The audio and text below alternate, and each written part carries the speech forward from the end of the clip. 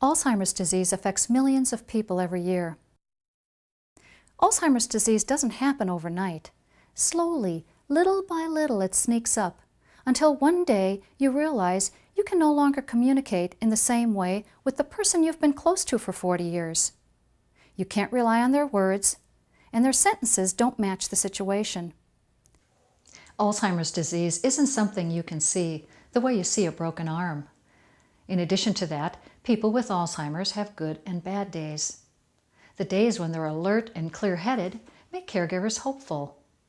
When the bad days come, everyone feels the pain of losing that person all over again. This slow and normal progression of the disease makes communication a major challenge for caregivers. Alzheimer's disease affects various parts of the brain. It affects the brain in such a way that people have a difficult time learning new information. This is why, though, that for a long time into the disease, they can remember things that happened a long time ago. They can remember their wedding dates. They can remember the war that they fought in. For most of the people who are caring for World War II. They can remember where they went to high school, but they can't remember the visit that they had with their daughter yesterday. This is because Alzheimer's disease affects certain parts of the brain called the temporal lobes that are responsible for helping us learn new things. The reason that you're able to hold on to the memories that happened a long time ago is because those memories are represented throughout the brain. Those memories don't require just one or two areas of the brain to be there. They're probably represented in multiple systems in the brain. So the disease process has to be quite advanced so that it's attacked the entire brain before we start losing those memories. What I have is a picture of a normal brain. This is top. This is actually, it's a slice, if you will, right across, paper-thin slice, looking from the top down. And if you were to look top down, this is a fully functioning brain, totally healthy. The bottom picture is exactly the same slice, except for this comes from somebody who has Alzheimer's. And you can see where there's black holes in that top picture. Those are supposed to be there. In a normal brain, that's empty space, and there's no brain cells in there. It's where your spinal fluid and things come in and out. But on this bottom picture, there's huge black spaces, and that's because so many of the brain cells have died. Now there's nothing there, literally nothing. Nothing to think with, nothing to reason with, and nothing to talk with in that part of the brain. Obviously, the whole brain isn't gone, but what Alzheimer's does that is unique to it is it really does affect every area of the brain. There's no place that looks totally healthy anymore. And that's why they have such difficulty. People who have Alzheimer's can't control what is happening to them. They are not able to change their behavior. We have control over our thoughts and behavior. So as caregivers, we are the ones who must change, learning new ways to relate to the person with Alzheimer's. Understanding the disease will help us develop positive attitudes and more effective communication. People with Alzheimer's only have the present moment. Let them know that you enjoy their company. When caring for someone who has Alzheimer's, the most important thing to take care of is that person's feelings. When you keep in mind that their feelings are the most important, there's a ton of arguments that you just won't have because that's going to make them upset. There's no point in it. If you keep in mind that a person's feelings are most important, then maybe today you only do half a bath or half a shower and do the other half tomorrow, because right now they're feeling tired of this business. They've had enough. So you say, they're feeling tired, we're done. If you keep their feelings as the guiding light, I want them to be having a good time, it will make a lot of the choices, I think, a lot easier. All the person who has Alzheimer's has is this minute. They can't really remember the minute before. They don't know what's going to happen in the next minute, and they can't do that kind of thinking. So how they feel right now is the most important thing to pay attention to. A communication problem that frustrates caregivers occurs when it seems as if the person with Alzheimer's is lying. Here is a typical example. A family member calls Dad and asks, "Did you take your medicine today?" Dad replies, "Yes." But when the caregiver goes to visit later, the medication is still in the package, and it's obvious that he hasn't taken his medication for days. An important point to remember about Alzheimer's is that even into the late stages of the disease, people will still respond as they always have to social pleasantries, such as, "How are you? How's it going? Did you take your medicine today?" When it comes to something as simple as, gosh, I called Mom to remind her to take her medicine, and she told me she did, certainly on the receiving end of that sentence, I mean, it feels like I just got lied to. What really happened is following. If I were to say to you, "How are you today?" Your answer is, "Fine." Like everybody says, "Fine." And we say that answer really without even thinking about it. It just comes out of our head. It's the way we've answered that question a million times. And so fine is what pops out. And it's very similar when you ask an adult, "Are you taking care of yourself? Are you being a grown-up?" Which is essentially, "Did you take your medicine, Mom?" And of course, Mom's going to say, "Yes, I'm a grown-up. I know how to take my medicine. Good grief. Get back to work and quit worrying about me. Yes." And it just doesn't have a thing to do with whether or not I really walked to the cupboard. The reason it doesn't is that the person who has Alzheimer's cannot. It's not that they're not willing or that they're being deceptive. It's that that person cannot hear the question, hang on to the question long enough to even know what it was, "Did you take your medicine?" and then be able to take into account today, this morning, did I really go into the kitchen, open the cupboard, take out my medicine, and then have my breakfast the way I always do? Or today, did I go outside and pull weeds for a while in the garden, and did I skip breakfast? The person with Alzheimer's cannot take into account today, the current circumstance and the current situation. They simply can't do that. Communication problems can also occur around visits. A son may visit faithfully every night, but each time he arrives, Mom will say, "You never come to see me." The son may feel that Mom is purposely trying to give him a bad time. The person with Alzheimer's doesn't lay in wait and try to figure out how to hurt your feelings. That's actually complicated thinking that the person with Alzheimer's can't do. It's important not to take what someone with Alzheimer's says personally. She can't always express her feelings accurately. She isn't even aware that she has hurt your feelings. Keep in mind that the person doesn't remember that you visited yesterday.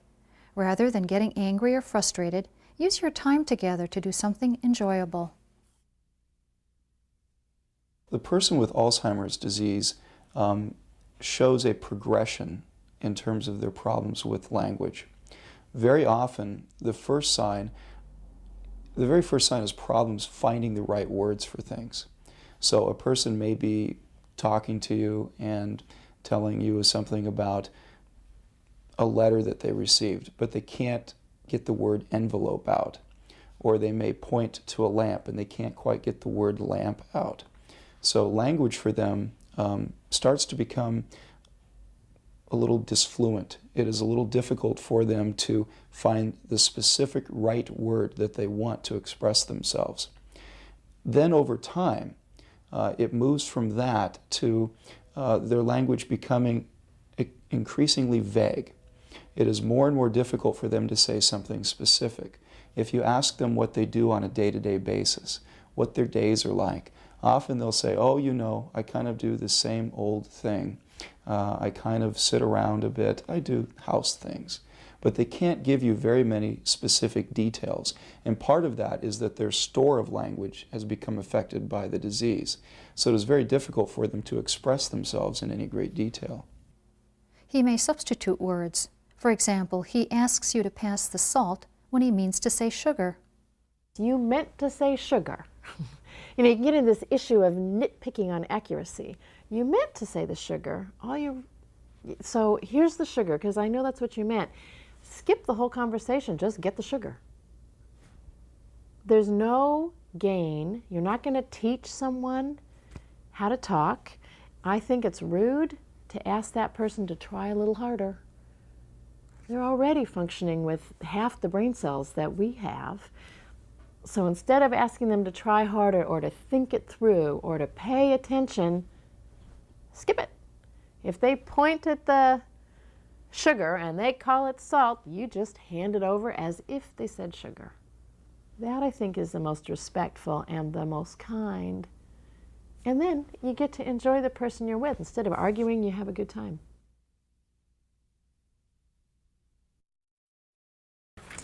So do you mind if I join you? When are we going to eat? We're going to eat in just a little bit.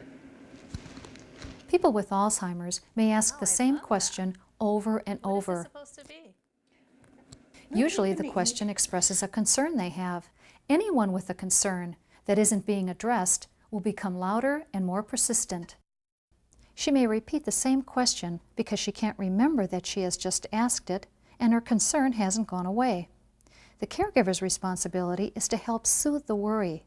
The caregiver's goal is not to make the question go away. The caregiver's goal is to make the worry go away for a second or two, and then the question may come back.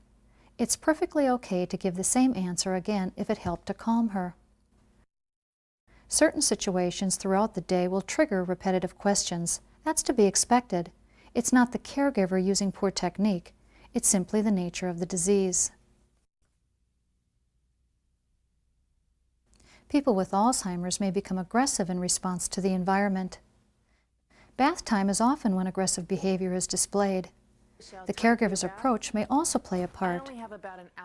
Rushing, speaking harshly, or forcing the person may result in an aggressive response. Please, Rochelle, work with me on this. When someone with Alzheimer's displays aggressive behavior, it is a form of communication. It may be the only way a person has left to say, "Pay attention to me. I don't want to take a bath." When someone is communicating aggressively, our job is to respect that communication. Kicking, hitting, or biting are ways of saying stop. And the appropriate response is to stop. That doesn't mean we don't try again in 5 minutes or a half hour. Now, some of the things you might try are in fact different ways of communicating what you need. Often, people who have Alzheimer's don't do well with a verbal explanation. For example, it's time to take your bath. I'm willing to help you. Let's go. You know, it's lovely. It's short and sweet, but the words are going to just fly right through. With Alzheimer's, no matter what chore you're wanting to address, the way to communicate it is often by not talking about it at all, and instead using some gestures. And then after that, use body language. So I don't care whether I'm wanting to go to the kitchen or the bathroom or the shower or out the front door. But once I have some eye contact and a nice feeling connection, then you can use body language to communicate what you need. And without saying why or where, you just get the movement. So you use body language, you use a connection that's nonverbal, and then go where you need to go. So that's the first part. Now, for some people, a distraction is going to be a good way to get the chore done. Kind of a different communication style, but you don't want to talk about things that are distressing. I know one woman that if we start singing in her, when she's sitting, when she's relaxed in the living room, just start singing because she loves to sing. And then do the body language and keep her singing. She can take a bath or shower, it doesn't matter which, because she's really not paying attention to the chore that she doesn't like. She's singing. Typically, there are some very important things that are still getting through in terms of communicating with someone even who has very impaired language skills. It's getting late. What do you think? We should go to bed now? Okay. Yeah, okay. So even to the very end, the person can understand tone of language, so that something that is said with a loving tone is understood quite a bit differently than something that is said with a harsh tone. The person can catch those sorts of social differences in terms of the use of language. They can also understand body posture. So when we're saying something to someone that we really care about, we lean forward, we sort of soften our posture versus sitting back and crossing our arms and being more distant. So that's a difference also that stays late into the disease process. So even if they're not understanding the specific words, they're often understanding the context that the communication takes place in. What you want to do for effective communication is to use a variety of cues to get the person to have a chair. You might pull up a chair beside that chair and sit down as you're saying it, because that's a typical social cue. When one person sits down in a friendly situation, the other person usually sits down. So what you're trying to do is to maximize the odds that they're going to catch your meaning. And you do that by setting up the social setting. You do that with physical cue and touching, and then you do it by using simple words and simple phrases. Avoid the use of negative words when communicating with someone who has Alzheimer's. Words like no, don't, or can't create resistance. Let's eat later is a more positive expression than don't eat now. You messages can put people on the defensive. Using I messages along with an enjoyable distraction and gestures is more effective than you messages.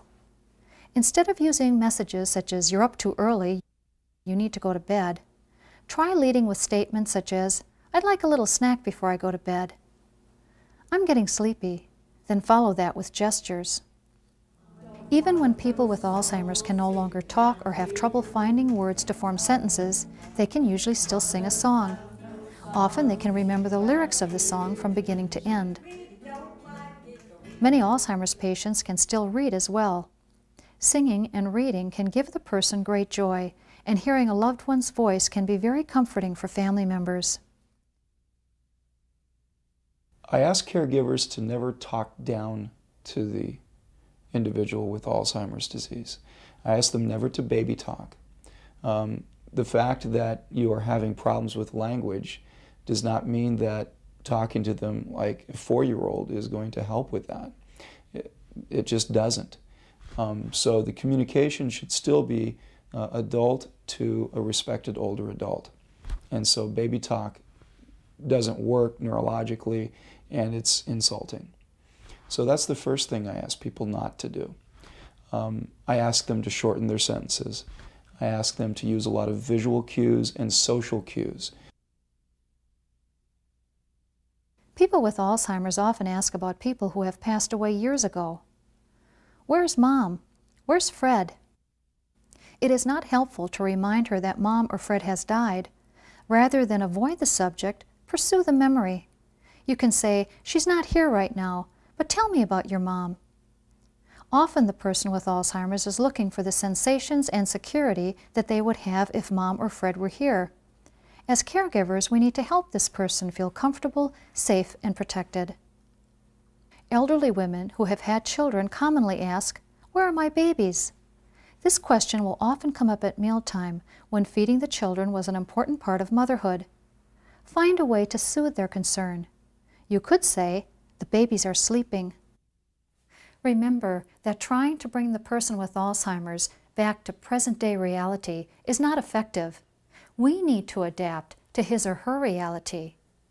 It's okay to go anywhere in any time period in order to communicate.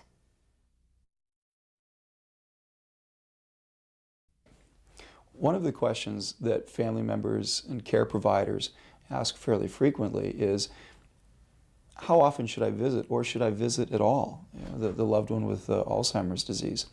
They don't seem to be understanding what we're saying. Most of the time they don't seem to recognize me. So should I visit? And I think the answer to that is you should visit because it's important to you. You should visit because they may catch some things on some days. And just if you can make the interaction within that moment pleasant, Regardless if they're understanding a lot of the words, did they enjoy the activity? Were you able to sit down with them? Were you able to share a meal with them?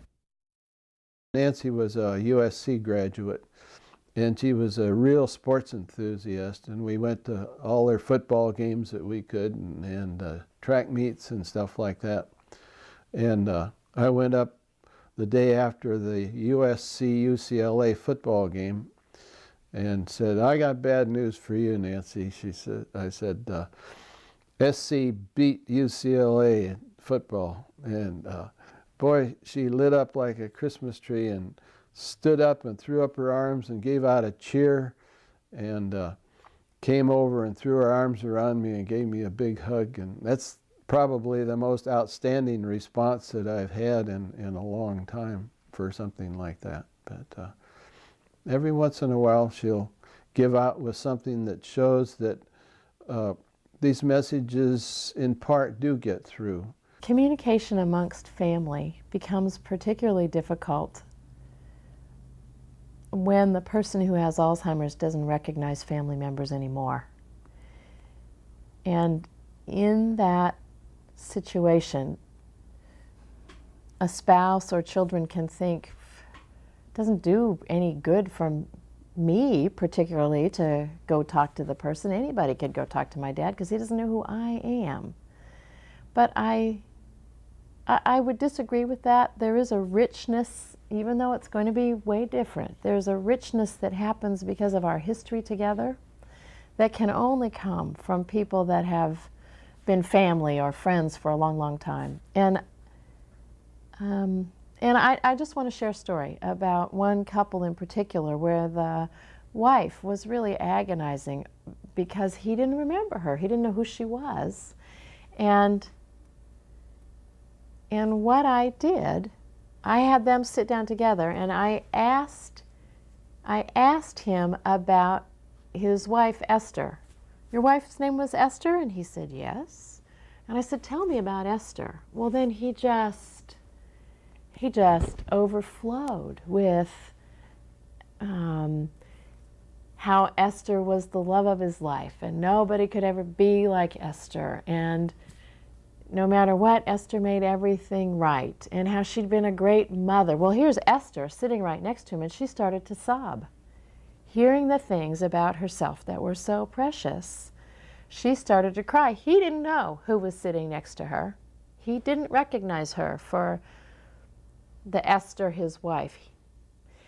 But he did know there was a woman sitting next to him who was crying, and he put his arm around her in the sweetest way, and he was consoling her. And in its own very unique way, it was a way for them to have communication about the current grief. It was a way for her to get some real consolation from him. He could give that to her. "I can tell you need me, and I know how to help you." And he could do that out of instincts and a lifetime of history together. That's a kind of communication we can get from the person who has Alzheimer's by using their strength, and their strength is their old memories. They can talk about the old family vacation. They can share those really precious memories. And I think for family members to be able to hear those things is a worthwhile gift to share, and no one else can do that. Even though the person with Alzheimer's no longer understands or communicates as well as he or she once did, there are many ways you can still enjoy your time together that do not rely upon language or what we think of as ordinary conversation. The person with Alzheimer's can find comfort in your presence. You communicate more effectively when you share a loving touch or a happy reminder of something from the past. People with Alzheimer's have only the present moment. There's beauty in simplicity and being in that present moment with them.